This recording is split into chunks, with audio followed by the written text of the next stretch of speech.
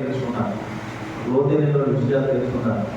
అందువల్ల ఈ సమయంలో మనం బయటికి వెళ్ళి నేర్చుకునే పరిస్థితి లేదు. ఎవరిని వెళ్ళామని అది అన్ని బంధాలు ముడిపడి ఉన్నాయి కనుక అందుకని దేవుని యొక్క మహాత్మను బట్టి మరి ఇలా మనం కలుసుకోవడానికి, అలాగే దేవుని యొక్క వాక్యాన్ని లోతుగా మనం నేర్చుకోవడానికి, తద్వారా మన పరిసర ప్రాంతాల్లో ఉన్నటువంటి సంఘాలలో బలమైనటువంటి వాక్యం మనం అందించడానికి ఇది వీలు పడుతుందనేటువంటి సదుద్దేశంతో ఇది భారమైన ఖర్చు అయినా అందరూ కూడా నేర్చుకోవాలనే ఉద్దేశంతో ఏర్పాటు చేయడం జరిగింది. కొంతమంది అయితే సమయానికి వచ్చారు, చాలా సంతోషం, బట్టి వందనాలు. చాలా మంది వస్తున్నారు నాకు తెలియదు. కానీ మనం దేవుని సేవకులుగా ఒక మాట ఇచ్చినప్పుడు ఖచ్చితంగా సమయం ఆదిరాబాద్ నర్మానికి నెల చెప్తారు అనుకోవచ్చు. అది చాలా అవసరం. సేవకులు జీవితంలో ప్రాముఖ్యమైనటువంటి విషయం ఏంటంటే సమయం పాటించడం అనేది చాలా అవసరం. ఈరోజు మేము కూడా 2 దినాలు కూడా 9 గంటలకే స్టార్ట్ అవుతుంది, 4 గంటలకి ముగింపు జరుగుతుంది.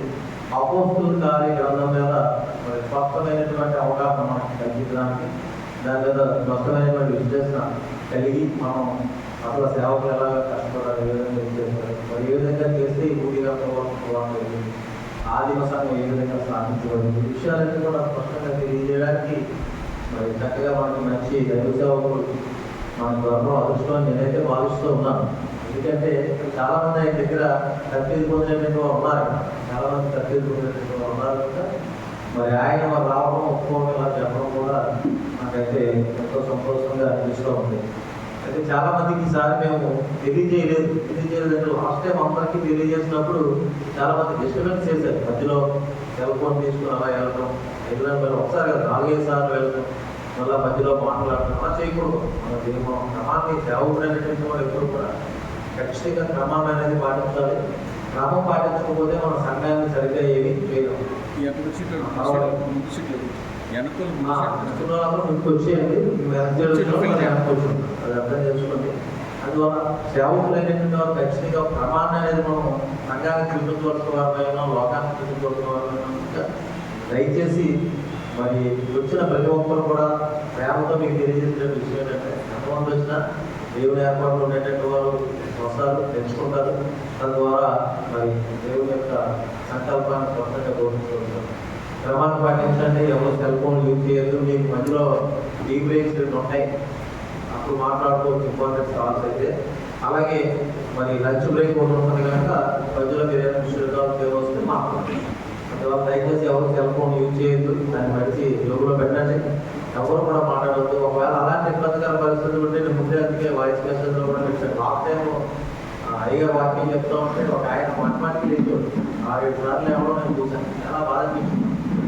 ఎందుకంటే మనకి అంత ఇంపార్టెంట్ కాల్స్ ఉండొచ్చు, కానీ అందరూ బయట నుంచి పోయి ఏముండవు నాకు తెలిసి. అందువల్ల దయచేసి మీరు 2 దినాలు కూడా దేవుడు మనకు మంచి అవకాశాన్ని ఇచ్చాడు కాబట్టి, చక్కనైన దైవ సేవకులు మన మధ్యకి తీసుకొచ్చాడు కనుక ఎంతో భాగంతో మేము ప్రార్థన చేస్తూ ఉన్నాం. దేవుడు కూడా మంచి వాతావరణాన్ని కూడా ఇచ్చాడు. ఎందుకంటే మనకి అయితే ఫ్యాన్లు లేవు, చేసేద్దాం అనుకున్నాం కానీ చేయలేకపోయాం. అయినప్పటికీ కూడా ఏదో కొద్దిపాటి సౌకర్యాలతో కార్యక్రమం ఏర్పాటు చేయడం జరిగింది. అందువల్ల దేవుడు కూడా మంచి వాతావరణం ఇచ్చాడు. ఎందుకంటే మనం నేర్చుకోవాలనే దేవుడు మంచి వాతావరణాన్ని కూడా ఇచ్చాడు కనుక మరి అందరూ కూడా ప్రేమల విషయాలని గమనించి యథావిధిగా రేపు కూడా 9 నుంచి 4 గంటల వరకు బాగుంటుంది. ఈరోజు కూడా 9 స్టార్ట్ అయితే ఎంతమంది వచ్చినా 4 గంటలకి మళ్ళీ ముగిపోయినట్టు దేవుడు విషయాలను అర్థం చేసుకొని క్రమశిక్షణ పాటించి దేవుడి యొక్క అపోస్తుల కార్య గ్రంథం మీద పూర్తిగా అవగాహన కలిగి ఈ సంఘాలలో మరి ప్రజలకు కూడా మరి మనం ఎంత భారం కలిగి దేవుడు పరిచయం చేస్తున్నామని అర్థమవుతుంది. మనం ఇంకా ఉంటే ఇంకా భారం, మనం మరింత భారం పెంచి మనం ప్రజల్లోకి వెళ్ళవలసిన వారు అయినామని తెలియజేస్తూ ఈ కొద్ది మాటలు ముగిస్తున్నాను. ఎందుకంటే అయ్యగారు మన మధ్య వచ్చారు, సమయం ఉంది. ఈ అయ్యగారికి ఉద్దేశించి ఈ రోజు నడిపింపుకు సంబంధించి ఈ కార్యక్రమాన్ని అంతా కూడా నడిపించడానికి మన మధ్యకి మరి దైవ సేవకులు వెంకటేశ్వర అయ్యగారు వచ్చారు. మరి ఐసీసీఎఫ్లో ఉన్నటువంటి సేవకులు అనేక మందికి తర్ఫీదిస్తూ చక్కగా తన యొక్క ఆత్మీయ విషయాలన్నీ పంచుకుంటూ మనందరినీ కూడా సేవలో ఆధ్యాత్మికంగా పురుగులుతూ క్రమనుకోకుండా ఆయనలో నేను చాలా చూసినప్పుడు ఏంటంటే క్రమం టెక్సింగ్ ఉండడం. 9 అంటే 9, బోధన 9కి వస్తాం. ఆయన ఎందుకు వచ్చేస్తే మనం ముందుగా నేర్చుకోవాలి. మనం అడిగే మంగళవారం ప్రత్యేకంగా క్లాస్ పెట్టడం జరిగింది. ఈ కార్యక్రమాన్ని మరి నడిపించుకుంటుగా అలాగే మరి అయ్యగారు కొన్ని పరిచయ వాకులు కూడా పలికి మరి ఆయన ఈ కార్యక్రమాన్ని నడిపించుగా మన ప్రేమపూర్వకంగా ఈ సమయాన్ని అయ్యగారికి అప్పగిస్తున్నాను. ఇవాళ దాన్ని అప్పట్లోకి